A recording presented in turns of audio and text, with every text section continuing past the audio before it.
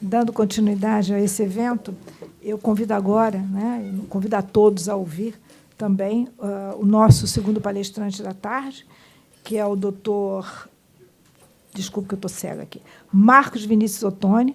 Doutor Marcos Vinícius é graduado em Relações Internacionais e Direito, mestre em Direito Constitucional pelo Instituto Brasiliense de Direito Público, IDP, diretor jurídico da Confederação Nacional de Saúde, CN Saúde, membro do Fórum Nacional Judiciário para a Saúde, FONAJUS, do Conselho Nacional de Justiça, CNJ, conselheiro do Conselho Nacional de Proteção de Dados, CNPD e ANPD, e ele fala hoje, nos brinda, com sua palestra sobre compliance, segurança e proteção de dados em saúde. Pelo currículo aqui, não preciso dizer muita coisa. Boa tarde a todos e a todas. Desembargadora, muito obrigado pelas gentis palavras e pela brilhante condução da nossa mesa. Gostaria de agradecer ao convite do desembargador Jean, do desembargador Vitor, também o gentil convite que nos foi feito pela Confederação Nacional de Saúde. É um prazer muito grande ver e acompanhar um evento dessa qualidade, como a senhora bem falou, bem exaltou. De fato, o tema da saúde ele é, por demais, complexo. As nuances são muito delicadas, envolvem sentimentos, envolvem números, envolvem razões e, ultimamente, envolve também a tecnologia, envolve a inovação na veia. E isso vai impactar, até o motivo da minha fala, apesar de tratar de um tema que pode permear vários aspectos, governança, proteção de dados. Nós sabemos que esse tema ele já foi por demais tratado. Eu prometo aqui, primeiramente, a não comentar que dados são o novo petróleo, né? Porque eu acho que isso aí, nos últimos anos, toda questão que vai tratar disso aborda essa realidade, mas que já se tornou claro para todos. Mas na saúde, o que eu gosto de reforçar é que a questão dos dados ele permeia não só aquele elemento individual, mas sim uma revolução na saúde. Essa revolução permite uma melhor assistência, permite que a gente consiga, de fato, trazer uma assistência à saúde diferenciada, mas que também exige cuidados. E aí exige cuidados também no Poder Judiciário ao analisar demandas que envolvam esse uso de dados, envolvam a governança de dados, e aqui eu gostaria de traçar um panorama com alguns aspectos mais relevantes e que nos atormentam e que causam uma preocupação e um acompanhamento para o setor de saúde. E aí, enquanto a CN Saúde, eu falo e represento todo o setor privado de saúde suplementar, na saúde suplementar. Então, aqui na nossa base, nós temos hospitais privados, hospitais filantrópicos, medicina diagnóstica, laboratórios e operadoras de planos de saúde. Então, o que a gente percebe aqui? Inicialmente, os dados hoje, eles acompanham a gestão da saúde juntamente com o médico. Antigamente, até a gente teve a grata satisfação de ouvir a primeira palestra do dia da professora Aline, onde ela fala do Estatuto do Paciente, dessa mudança de perspectiva da relação paciente com o seu médico. Né? Antes vinha o discurso de autoridade, e agora foi permeando para um discurso colaborativo. Hoje as partes conversam, o médico conversa com o seu paciente para se tratar, para definir o melhor tratamento, o melhor caminho. Por que isso é feito? Primeiro, porque hoje o tratamento médico não é só a mão do doutor em cima do paciente. Ele tem hoje os dados ao seu lado. Hoje ele colhe informações, ele processa essas informações e apresenta alternativas para que você tenha uma medida, um tratamento, uma terapia adequada. Então, hoje o médico não está sozinho. E aí, pela OMS, ela sempre tem reforçado muito que essas novas tecnologias servem para apoio ao médico, para que ele dê suporte ao médico, mas não tome decisões imediatas sozinhas. E aí entra um pouco da questão da governança que eu gostaria de falar, porque a preocupação que a gente tem que ter com esses dados eu não posso montar uma solução de inteligência artificial, por exemplo, que tome decisões sozinhas ao arrepio do médico. Isso é muito importante e há uma necessidade de se acompanhar isso. Então, ao começar a falar, nesse tempo que me cabe, eu estou aqui acompanhando o tempo também, eu gostaria de falar um pouco sobre a mudança de perspectiva que há na saúde hoje. Antigamente, o paciente ia para o hospital para quê? Para tratar de uma enfermidade objetiva, para tratar de uma doença. Hoje não. Hoje a gente está caminhando para a gestão do cuidado. Hoje está caminhando para a prevenção. Hoje nós temos anéis que acompanham a sua saúde, relógios que acompanham, wearables que acompanham, temos um monitoramento da nossa saúde, que isso vira informação, e essa informação vai servir para o médico tomar uma medida, tomar uma decisão sobre a sua saúde. Então, essa mudança de perspectiva, ela também impacta muito na nossa maneira de gerir esses dados. Então, não é mais hoje você ter um prontuário de um paciente, um hospital ter um prontuário de um paciente e guardar esse prontuário dentro de um cofre de chumbo, e somente quando o paciente voltar ao hospital, ele vai lá e pega e vai ver, deixa eu ver aqui como é que está a sua condição de saúde. Não, hoje é tudo integrado, hoje há uma necessidade de qualidade desses dados, os dados precisam ser lançados de forma apta a eu utilizar para quê? Para que façamos estudos, para que a gente possa fazer estudos prospectivos, pesquisas clínicas e tudo mais. Então, essa mudança de perspectiva da saúde focada na doença para a saúde o setor de saúde focado na prevenção e na gestão é uma das primeiras premissas que a gente tem que ter em mente para falar de governança de dados, para falar do que está por vir. E é interessante que coincide muito bem com a primeira fala do Estatuto do Paciente, porque lá um dos direitos que a doutora Aline falou é exatamente esse, dele ter acesso aos seus dados, dele ter a autodeterminação das suas informações. Então, o nosso setor está muito preocupado. Nós temos uma sensibilidade que é a heterogeneidade dos hospitais e clínicas. Nós temos, enquanto temos, de um lado, dentro da nossa base, grandes redes e grandes hospitais que investem milhões na tecnologia, a gente tem também hospitais ainda no interior do país que sequer tem a dificuldade de acesso à internet.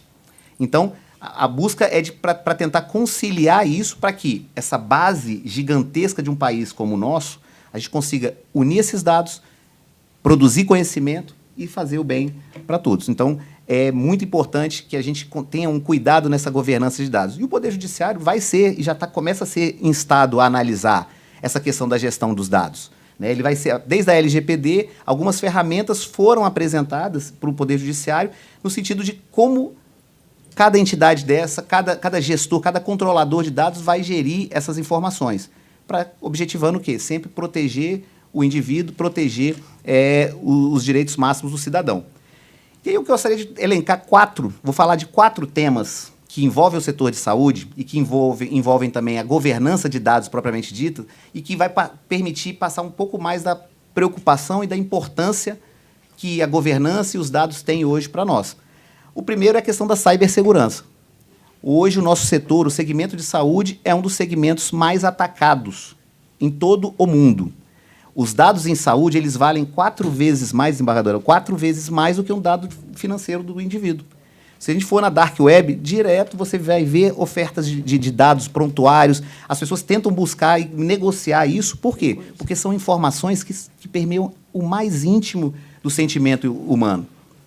A gente tem alguns casos de vazamentos que são bastante emblemáticos, e alguns chegam a ser constrangedores, mas há um caso de vazamento, por exemplo, aqui no Brasil, onde a Anvisa, por um erro simples, ao compartilhar uma informação para os usuários de cannabis, que a medicação chegou, ela divulgou um e-mail em cópia aberta para todos os que se utilizam desse medicamento. E, por coincidência da vida, do destino, uma das pessoas que utiliza esse medicamento à base de cannabis reconheceu uma senhora, mãe de um amigo dele, que também utiliza da cannabis. E aí ele olhou, nossa, mas a senhora fulana está utilizando também, está aqui como uma das beneficiárias, vou ligar para o meu amigo. Ah, sua mãe está utilizando aqui, até em tom de brincadeira, descobri que sua mãe está usando cannabis. Qual foi o resultado? O filho, indignado, porque não conhecia, não sabia dessa informação, a mãe, por vergonha, até cada um tem um pouco do seu sentimento e mentalidade, não gostou, não se sentiu confortável de divulgar isso. Então, ela ocultou isso da família. Quando surgiu esse conhecimento, o que acontece? O filho, surpreso, fala, mãe, então a senhora não tem condição de tocar a empresa que a gente tem. Eu vou tirar a senhora da gestão da empresa. E aí promoveu uma ação judicial, uma medida, para tentar tirar ao argumento de que ela trabalharia sob efeito de entorpecente. Meu Deus. Um simples vazamento de um e-mail que foi disponibilizado em cópia aberta. Temos casos ainda mais graves, né? Casos de vazamentos, por exemplo, daquele site de relacionamentos extraconjugais, que isso já há alguns anos aconteceu, se chamava Ashley Madison, um site que reunia pessoas interessadas em promover relacionamentos extraconjugais. Um hacker invade esse site, toma conhecimento de toda a base e começa a mandar e-mails para essas pessoas. Olha, se você não pagar $1.000 por meio de Bitcoin aqui, eu vou divulgar que você faz parte desse site. Imagina, a empresa que valia mais de 40 bilhões de dólares, ela caiu a zero praticamente em menos de um ano, ela foi ao fim. Isso por conta de vazamentos. Então, falando no setor de saúde, o vazamento ele é ainda mais grave, ele é ainda mais sensível. Só que nós somos constantemente vítimas disso. Então, o que nós, enquanto confederação, temos sempre trabalhado? Para sensibilizar o setor de que há a necessidade de mudanças de paradigmas básicos. Aquela questão da gestão de senha para cada médico, o médico não compartilhar sua senha com a secretária, com a fisioterapeuta, com a enfermeira. São conceitos que vão na governança de dados. No dia a dia, você vai mudando a cultura, mudando a forma de gerir, porque isso não está no nosso DNA, né? Isso é tudo muito novo. Então, a gente está participando disso agora. Então, cibersegurança e governança é vital para um bom andamento do setor de saúde, propriamente dito. Temos um tema também, que é o segundo, que é no caso das pesquisas clínicas. Desde a pandemia, a gente viu a necessidade extremamente importante de se utilizar boa base de dados para se fazer pesquisas clínicas, para se chegar a uma definição de doenças, vacinas e tudo mais.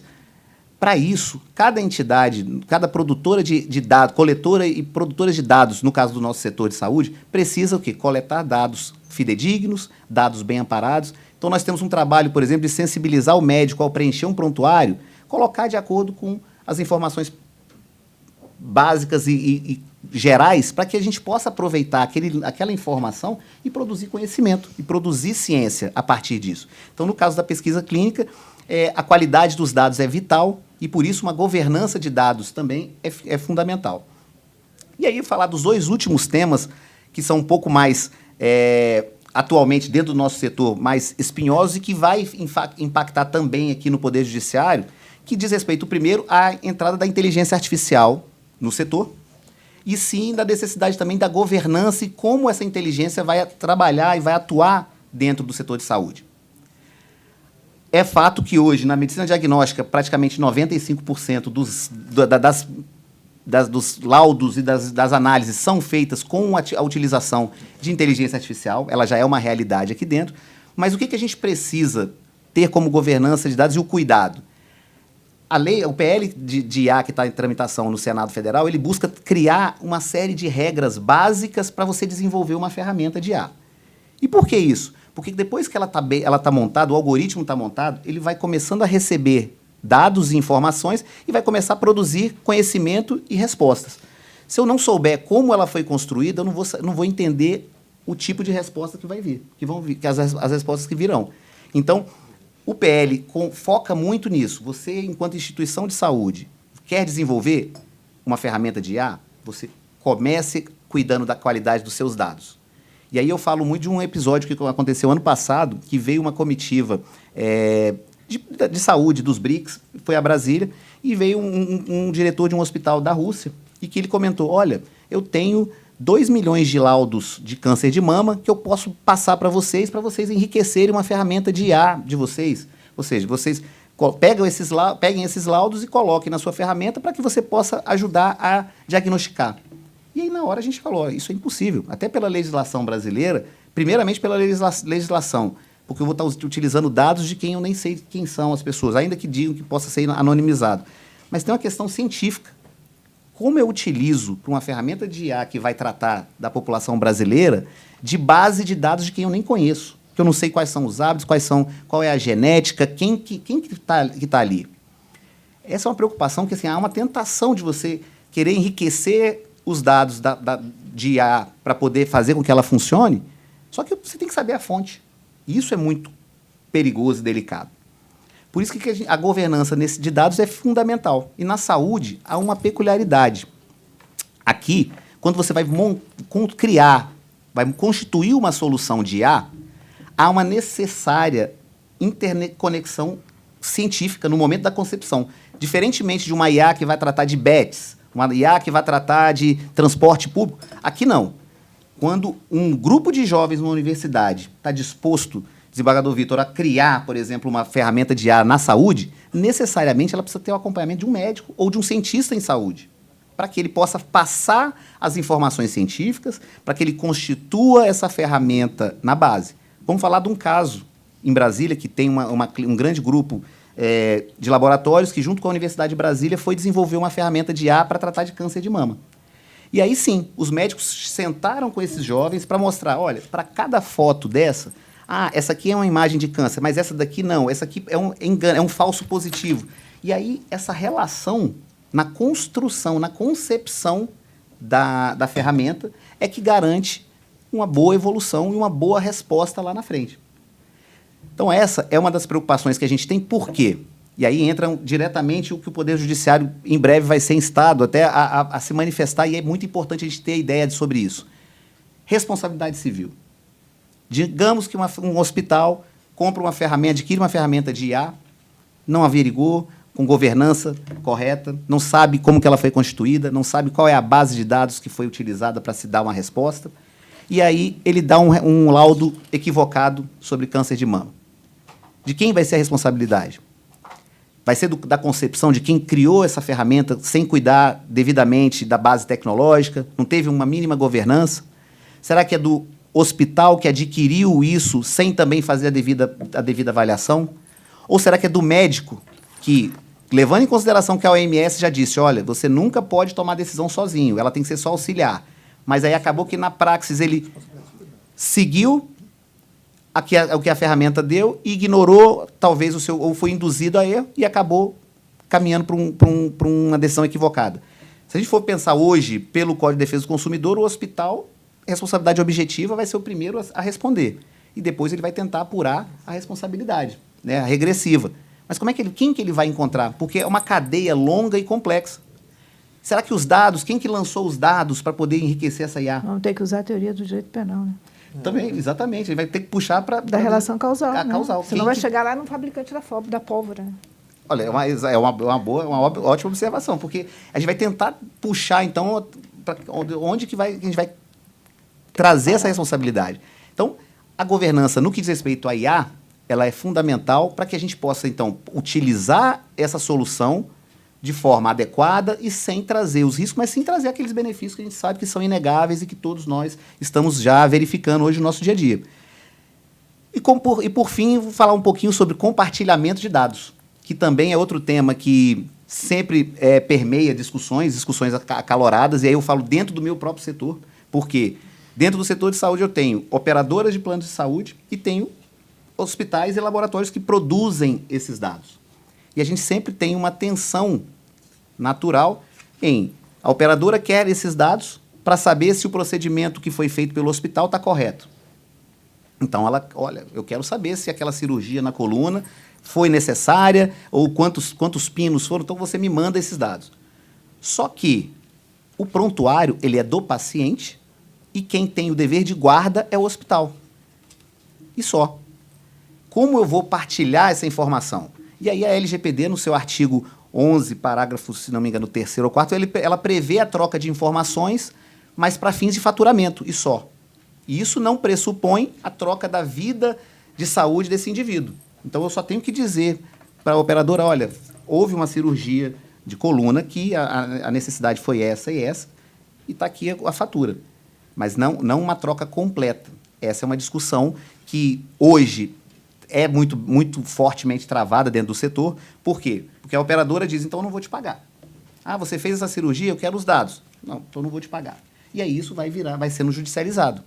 Ah, mas é porque eu não tenho elementos para te pagar para confirmar, mas eu não posso te passar se você não pedir o consentimento do paciente. E esse é uma tensão muito grande. Mas aí, para temperar um pouco mais, e como eu falei no início da nossa fala, e para já caminhando para o fim, a nossa saúde mudou. Hoje a gente está caminhando para a gestão da saúde. Então, a operadora de plano de saúde ela não é mais simplesmente um mero pagador de procedimentos. Até para questões de saúde financeira, de sustentabilidade, ela também quer acompanhar o seu paciente.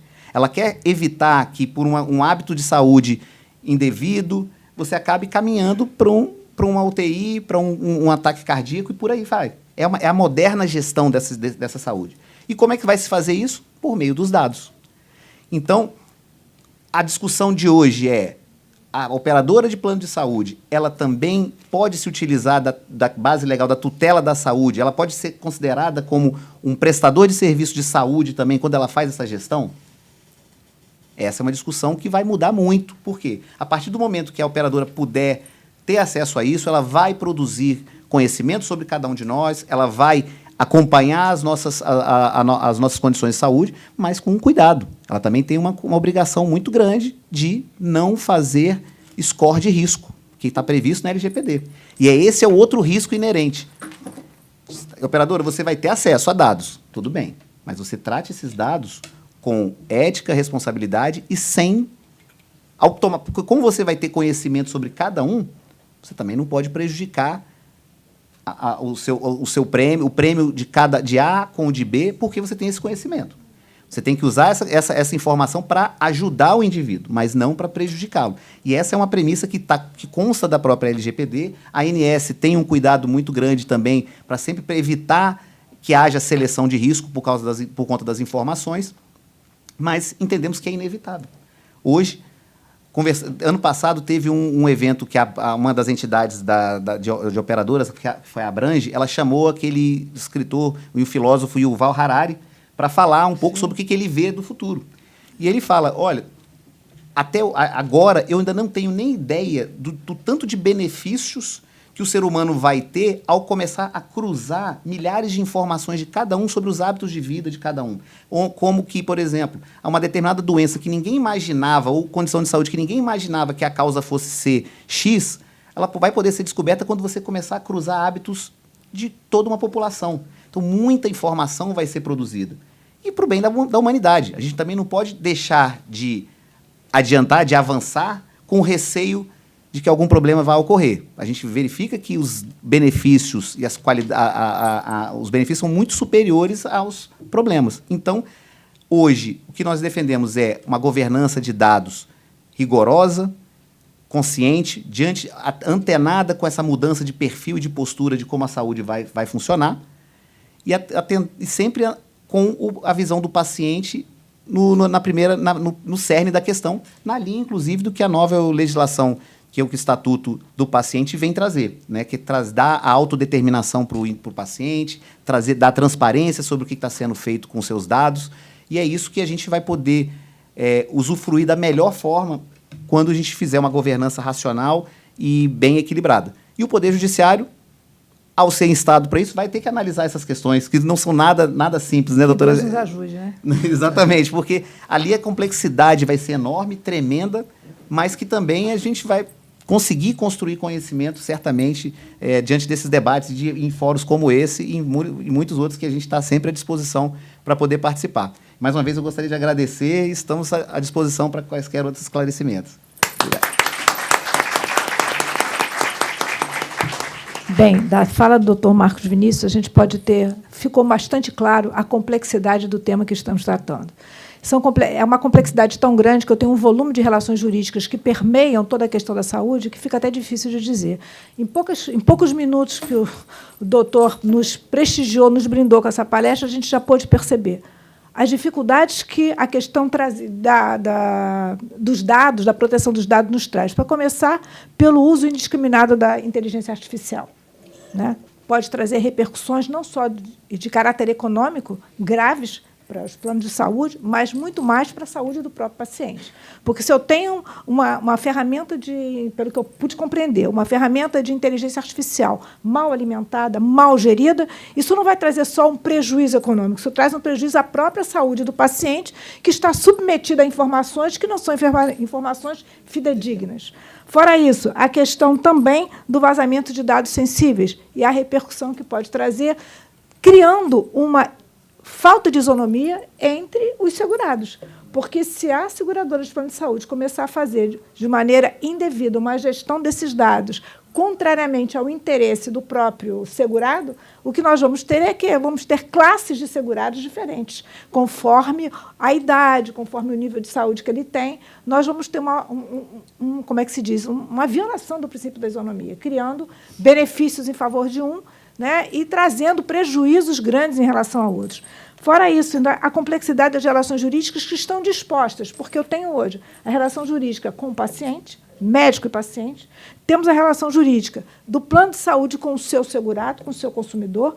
Dentro desse mesmo contrato, nós temos ainda a relação que se estabelece entre o plano de saúde e aqueles que são alongamanos do plano, que são os seus prestadores de serviços, que são os médicos e hospitais, que exigem, até para a saúde da própria operadora, uma gerência do tipo de tratamento que está sendo oferecido, não só do ponto de vista da qualidade, mas da honestidade com que esses tratamentos estão sendo oferecidos e ministrados. Quer dizer, isso mostra a importância de nós cada vez mais pararmos para pensar na questão da saúde. Eu falo isso não só do ponto de vista, né, daquele que presta a saúde, das operadoras do poder público, mas principalmente do poder judiciário, que nós não podemos nos furtar com todo, e falando aqui do lugar de quem julga, com toda a emoção e a empatia que nós temos quando vemos uma situação de emergência e de urgência, mas, ao mesmo tempo, não esquecer que, ao lado, ali eu tenho uma situação, mas eu tenho também um desafio, que é manter a saúde suplementar em condições de ajudar a saúde pública, porque, no final das contas, é isso que acontece. Né, como o desembargador Ricardo Alberto bem colocou aqui. Se nós colocarmos a saúde suplementar em bancarrota, nós vamos, de uma maneira indireta, decretar a morte do Sistema Único de Saúde. Então, realmente, essa fala do doutor Marcos realmente foi, para mim, pessoalmente, muito impactante. Muito obrigada, doutor.